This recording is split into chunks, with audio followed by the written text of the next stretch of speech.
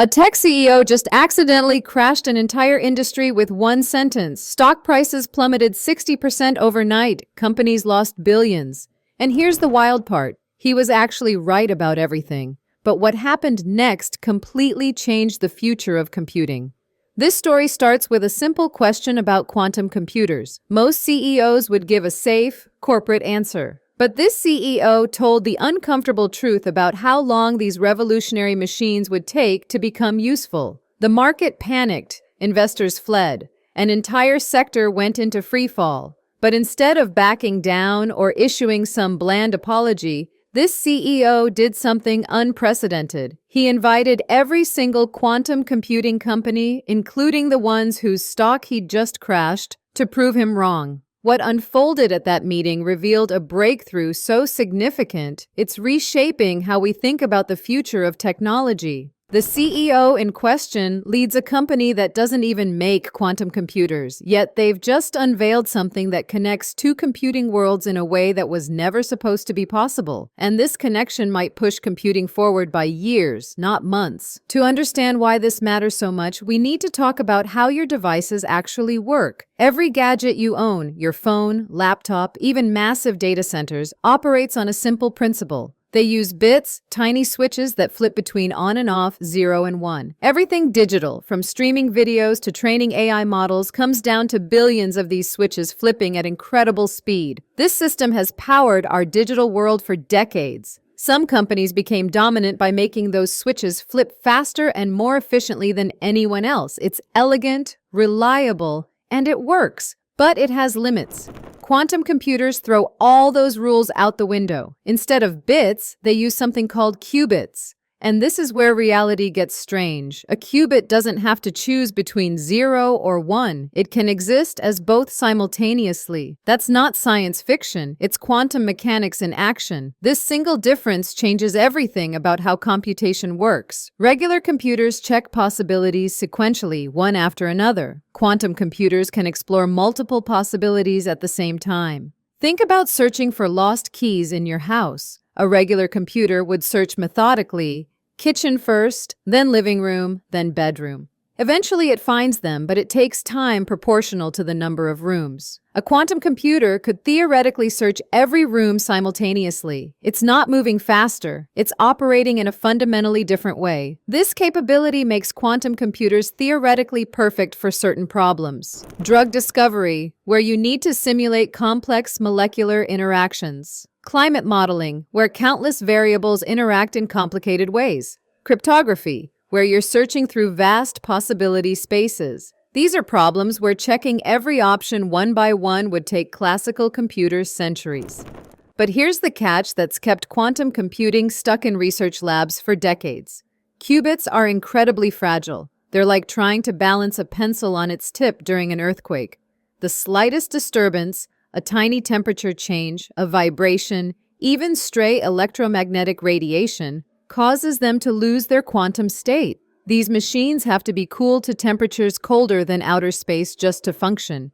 Even then, they make mistakes constantly. Errors accumulate so fast that without correction, the results become meaningless within microseconds.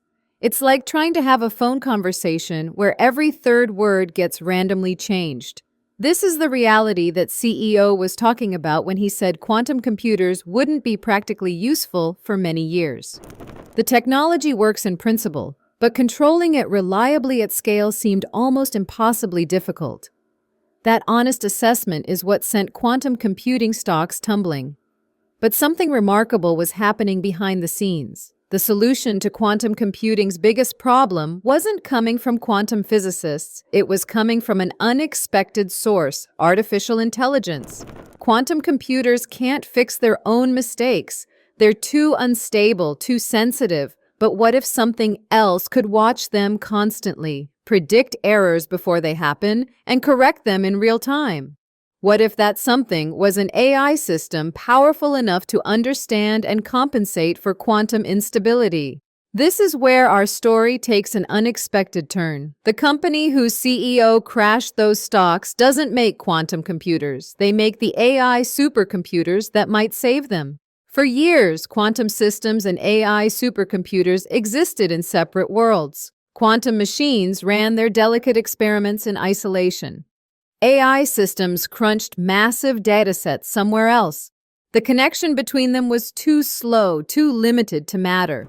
Real-time error correction was impossible when the systems couldn't communicate fast enough. It was like having a Formula One race car and the world's best pit crew, but the pit crew was stationed hundreds of miles away. All that potential wasted by a fundamental disconnect. At that meeting with the quantum computing companies, something extraordinary was revealed. A new technology that acts as a bridge between quantum processors and AI supercomputers. Not just any bridge, an ultra-fast direct connection that allows both systems to work as if they were one unified machine. The key is speed. Error correction in quantum systems has to happen in microseconds. Not seconds, not even milliseconds, microseconds. This new connection makes that possible. AI algorithms monitor quantum processors in real time, detecting instability and correcting errors almost instantly. Sometimes the AI predicts and prevents errors before they even fully form. But here's what makes this truly revolutionary. It works across different types of quantum computers. Various companies are building quantum systems in completely different ways. Some use superconducting qubits kept at near absolute zero. Others trap individual ions with electromagnetic fields. Some use photons, particles of light. Each approach has advantages and trade-offs. This bridging technology works with all of them. Instead of betting on one quantum approach winning, it positions itself as the universal control layer for the entire quantum ecosystem. 17 quantum computing companies and multiple national laboratories are already integrating this technology. This isn't a prototype or demonstration, it's infrastructure being deployed at the highest levels of research. So what does this actually unlock? The implications are staggering. In medicine, researchers can now simulate protein folding at unprecedented scale. Proteins are the molecular machines that run our bodies, and when they misfold, they cause diseases like Alzheimer's, Parkinson's, and many cancers. Understanding protein folding has been one of biology's grand challenges. With quantum AI hybrid systems, scientists could potentially discover treatments in months that would have taken decades to find through traditional methods. Material science is experiencing a similar revolution. Researchers are designing entirely new materials with properties we've only dreamed about. Imagine batteries that last 10 times longer than current technology. Materials stronger than steel, but lighter than plastic. Superconductors that work at room temperature. These aren't incremental improvements. They're leaps that classical computing simply couldn't achieve. Climate scientists at national laboratories are running models with dramatically higher accuracy. Instead of rough predictions about general trends, they can process massive numbers of variables simultaneously.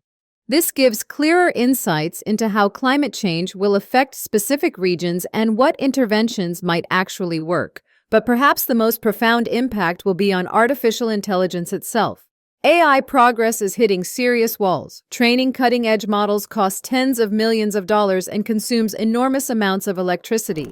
Making them bigger isn't sustainable. We're approaching physical and economic limits. Quantum AI hybrid systems offer a way around these barriers. Certain parts of AI training, particularly pattern discovery and massive datasets, are exactly what quantum computing excels at. With direct quantum AI integration, models that take months to train could potentially be trained in days or hours. This doesn't just save resources. It opens doors to entirely new AI architectures that were previously impossible to compute.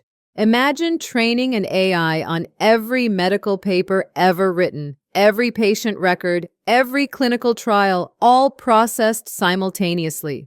The resulting systems wouldn't just be better chatbots, they'd be tools capable of solving problems humans can't even properly formulate. Of course, such power raises serious concerns. If AI becomes exponentially more capable, job displacement accelerates dramatically. Not just routine jobs, but creative, analytical, and research positions could be affected. The gap between those who control advanced computing infrastructure and those who don't could become a chasm. Security is another critical issue. Powerful quantum systems could eventually break current encryption methods, forcing a complete overhaul of how we protect information. The race toward quantum-resistant security is already beginning. Even with these breakthroughs, large-scale general-purpose quantum computing remains years away. This isn't technology that will replace your laptop next year, but the timeline just shifted significantly. By solving the error correction problem, the biggest barrier holding quantum computing back has been removed. That CEO who crashed the quantum computing stocks? He was right about the challenges, but he was also the one whose company built the bridge that makes the future possible. Sometimes being honest about problems is the first step to solving them. At that unprecedented meeting, something beautiful happened. Instead of corporate defensiveness or finger-pointing, there was collaboration. The CEO opened by saying it would be the first event in history where a company leader invited guests to explain why he was wrong. But in the end, everyone was focused on moving forward together. The company announced they're opening a quantum research lab, partnering with leading universities and quantum companies. It will house the most advanced hybrid quantum classical computing systems in the world. This isn't about one company dominating, it's about building an ecosystem where breakthrough discoveries become possible. What we're witnessing isn't just a technological advancement, it's a fundamental shift in how different computing paradigms work together. Quantum computers won't replace classical computers. They'll work alongside them, each doing what they do best. And now we have the bridge that makes that collaboration possible. This is how computing leaps forward. Not through isolated breakthroughs, but through connections that unlock new possibilities. The quantum era isn't some distant dream anymore. It's being built right now, one qubit at a time, with AI watching over every quantum state. The future of computing just became a lot more interesting and a lot closer than anyone expected. That's it for today, folks. See you in the next video.